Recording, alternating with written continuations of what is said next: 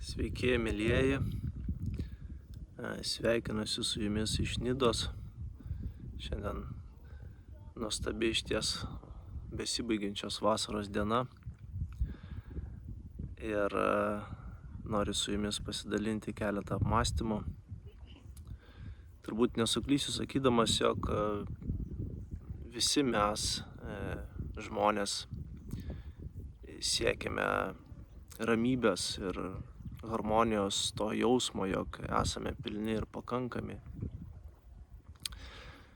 Ir šitame laikmetyje, kuriame gyvename, yra labai daug įvairių pamokymų, kelių, kuriais skatinami sekti, įvairūs mokymai, seminarai ir mokytojai mums siūlo įvairias tobulėjimo galimybės. Bet išties tikroji tiesa yra ta, kad niekas nežino, ko iš tiesų mums reikia. Nes mes kiekvienas esame labai unikalus, labai autentiškas. Ir tik tai mes patys turime atrasti tą savo unikalųjį gyvenimą, kuriame mes jaustume užsipildymo jausmą.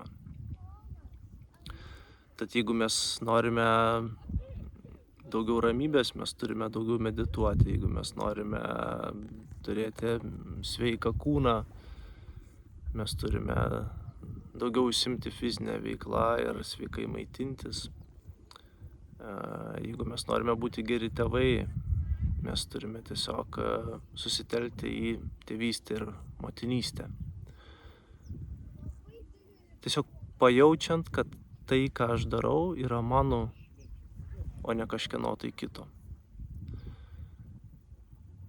Ir norint tą pajausti, labai svarbu pabūti šiek tiek su savimi ir išgirsti, ką kalba mūsų vidus.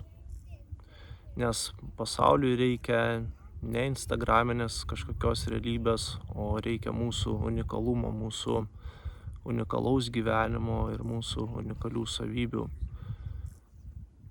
kurias mes galim realizuoti tik tada, kada išgirstame save. Tad linkiu visiems mums išgirsti tą vidinį balsą ir gyventi unikalius gyvenimus, pernelyg nesidairant į aplinką, bet tiesiog būnant su savim ir su tuo, ką kalba mūsų vidus. Geros dienos visiems.